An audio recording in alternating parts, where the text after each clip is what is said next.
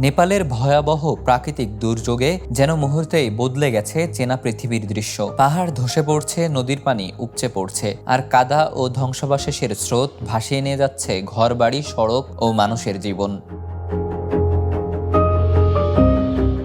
এই ভয়াবহ দৃশ্য বারবার মানুষকে মনে করিয়ে দিচ্ছে পবিত্র কোরআনে বর্ণিত কিয়ামতের সেই ভয়াবহ দিনের কথা। সূরা আত-তাকভীরে আল্লাহ তাআলা বলেছেন, যেদিন সূর্য আলোহীন হয়ে যাবে, নক্ষত্রগুলো মলিন হয়ে খসে পড়বে এবং পর্বতগুলোকে সঞ্চালিত করা হবে। কিয়ামতের সেই বর্ণনা মানুষের মনে গভীরভাবে নাড়া দেয়। তবে নেপালের এই দুর্যোগকে কিয়ামতের নিশ্চিত আলামত বলা নয়, বরং ভয়াবহ এই প্রাকৃতিক বিপর্যয় মানুষকে সৃষ্টিকর্তার অসীম ক্ষমতা এবং আখিরাতের বাস্তবতার কথা স্মরণ করিয়ে দিচ্ছে। হিমালয়ের পাদদেশে অবস্থিত নেপালে এবার প্রকৃতির ভয়ঙ্কর রূপ দেখা গেছে। পাহাড় থেকে নেমে আসা হড়পা বান ও ভূমিধসের তীব্র স্রোতে কয়েক মুহূর্তের মধ্যেই তলিয়ে গেছে বিস্তীর্ণ এলাকা। চোখের সামনে মুহূর্তেই বদলে গেছে মানুষের জীবন। কোথাও ঘরবাড়ি ধ্বংস হয়েছে, কোথাও সড়ক বিচ্ছিন্ন, আবার কোথাও কাদা ও ধ্বংসাবশেষের নিচে চাপা পড়েছে পুরো বসতি।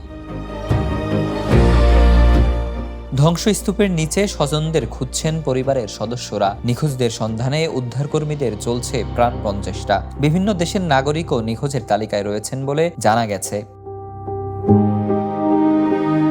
ইসলামী বর্ণনায় কিয়ামতের আগে পৃথিবীতে নানা ভয়াবহ ঘটনা ও পরিবর্তনের কথা এসেছে। সহিহ হাদিসেও ধোঁয়া ও ভূমিধস সহ বিভিন্ন আলামতের উল্লেখ রয়েছে। হয়তো নেপালের এই ভয়াবহতা কিয়ামত নয়, কিন্তু কিয়ামতের কথা মনে করিয়ে দেওয়ার মতো এক গভীর শিক্ষা।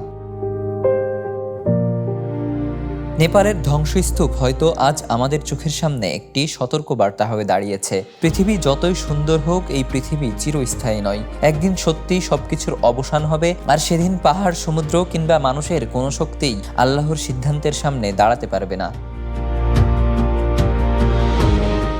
পাহাড়ের মতো শক্তিশালী মানুষও এক মুহূর্তে অসহায় হয়ে যেতে পারে। চোখের পলকে বদলে যেতে পারে পুরো পৃথিবীর চিত্র। আজ যে জীবন নিয়ে আমরা ব্যস্ত, সেই জীবনই যে কতটা ক্ষণস্থায়ী, প্রকৃতির প্রতিটি ভয়াবহতা যেন তাই বার্তা দেয়। বিপুল হোসেন, দ্য নিউজ। দেশে দেশে সবার সাথে দ্য নিউজ।